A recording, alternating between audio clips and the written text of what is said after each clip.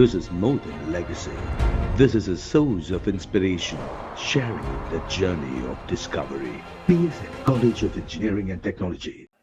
தற்போது நம்முடன் பத்திரிகையாளர் துரை கருணா இணைந்திருக்கிறார். மூத்த பத்திரிகையாளர் துரை கருணா, மதிமுக முதன்மை செயலாளர் பொறுப்பிலிருந்து விலகுவதாக துரை வைகோ அறிவித்திருக்கிறார். அவருடைய அறிவிப்பை எப்படி பாக்குறீங்க? மதிமுகக்குள்ள இருக்கக்கூடிய சலசலப்பு வெளிப்படையா இப்ப தெரிய வந்திருக்கு. இதை எப்படி பாக்குறீங்க? துரை வைகோ அவர்களுடைய செயல் என்பது ஒரு அனுபவமற்ற பக்குவமற்ற செயலாக தான் பார்க்கிறேன்.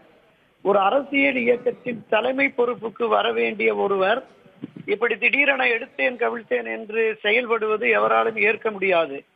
பொதுவாக அரசியல் களத்திலே மறுமலர்ச்சி திராவிட முன்னேற்ற கழகத்தை திரு வைகோ அவர்கள் தொடங்கியதனுடைய நோக்கம் என்ன? திராவிட முன்னேற்ற கழகத்தினுடைய வாரிசு அரசியலை கடுமையாக எதிர்த்து தான் வெளியில வர்றார். அப்படி எதிர்த்து வெளியிலே வந்து ஒரு 10-30 ஆண்டுகளாக போராடி அந்த போராட்டத்தின் விளைவாக பெரிய அளவில் அவருக்கு வெற்றி சாத்தியப்படவில்லை என்றுடனே எந்த திராவிட முன்னேற்ற கழகத்தை வாரிசு அரசியலை எதிர்த்து வெளியேறினாரோ அதே திராவிட முன்னேற்ற கழகத்திலே தன்னை ஐக்கியப்படுத்திக் கொண்டு அவர்களோடு உடன்பாடு கொண்டு தேர்தலை எதிர்கொண்டார். அதுவே கடுமையான விமர்சனத்துக்கு உள்ளானது. ஆனாலும் கூட ஒரு தந்தை வழியிலே அடுத்து அந்த மகன் வருகிற பொழுது எதிர்ப்பு அதிகமாக இருக்காது, கட்சி தொடர்ந்து வலுவாக பயணிக்கும் என்ற கருத்தாக்கத்தின் அடிப்படையிலே வைக்க இந்த முடிவை எடுத்திருக்கிறார் என்றுதான் நாம் நம்புகிறோம். இல்ல, பக்குவமற்ற செயல் எப்படி சொல்லிட முடியும் துரை கருணா? ஒரு எம்பி கடந்த 4 ஆண்டுகளாக முதன்மை செயலாளரா மதிமுகவுக்கு பல்வேறு பணிகளை மேற்கொண்டிருக்காரு. கூட்டணி பேச்சுவார்த்தையில முக்கியமா பங்கெடுத்திருக்காரு. அவருக்குமே கட்சியின் நலன் மீது அக்கறை இருக்கும் இல்லையா? இல்ல, கட்சியின் நலன் மீது அக்கறை இருந்திருந்தா கருத்து வேறுபாடுகளை மனமாச்சரியங்களை அமர்ந்து பேசி ஒரு முடிவுக்கு வந்திருக்கணும். நீங்க ஏற்கனவே அவர் கட்சிக்கு பொறுப்புக்கு தலைமை நிலைய பொறுப்புக்கு கொண்டு வந்த போதே பல மூத்த தலைவர்கள், மாநில பொறுப்புல இருந்தவங்க, மாவட்ட பொறுப்புல இருந்தவர்கள்லாம் பலருமே எதிர்ப்பு தெரிவித்து வெளியேறினாங்க. என்ன நோக்கத்துக்காக நாம் மதிமுகவை தொடங்கினோம், அந்த நோக்கத்திலிருந்து தலைவர் திசை மாறுகிறார் அப்படின்னு தானே போனாங்க. அப்ப இருக்கிறவர்களை தக்க வைத்துக் கொள்வதற்கு தந்தையும் மகனும் அமர்ந்து பேசி அதற்கான விஷயங்களை ஒரு முடிவுக்கு கொண்டு வந்திருக்கணும்ல.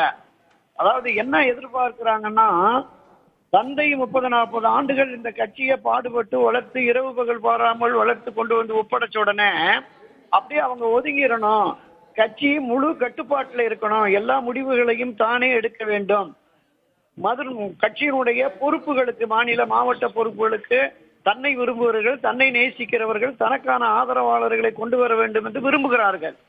அந்த விருப்பத்தின் அடிப்படையில தான் திரு வைகோ அவர்களோடு கிட்டத்தட்ட 30 ஆண்டுகளுக்கு மேலாக நிழலாக இருந்து பயணித்தவர் தான் மல்லை சத்யா.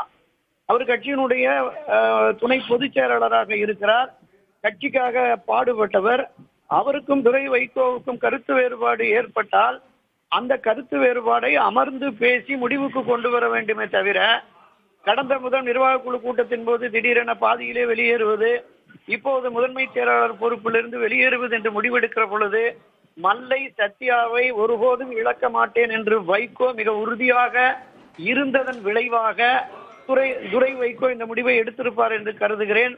இது மேலும் கட்சிக்கு ஒரு பின்னடைவை ஏற்படுத்தும். அதாவது தலைமை பொறுப்பு நீங்க மதிமுக வைகோ அவர்களின் காலத்திற்கு பிறகு துரை வைகோ தான் இந்த கட்சியினுடைய தலைவர்.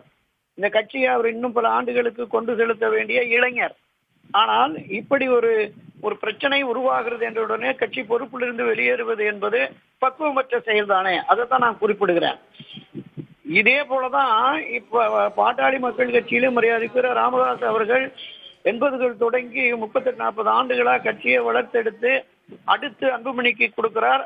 அன்புமணி அவர்களும் சுயேட்சையாக தன்னிச்சையாக அவர் செயல்பட்டதனுடைய விளைவுதான் இதுவரையிலும் நிறுவன தலைவராக இருந்த ராமதாஸ் இதுவரையிலும் கட்சி தலைமை பொறுப்புக்கே அவர் வரல.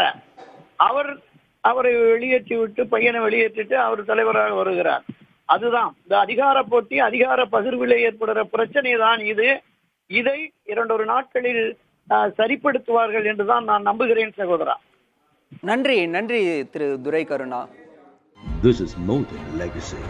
This is a source of inspiration, sharing the journey of discovery. PSN College of Engineering and Technology.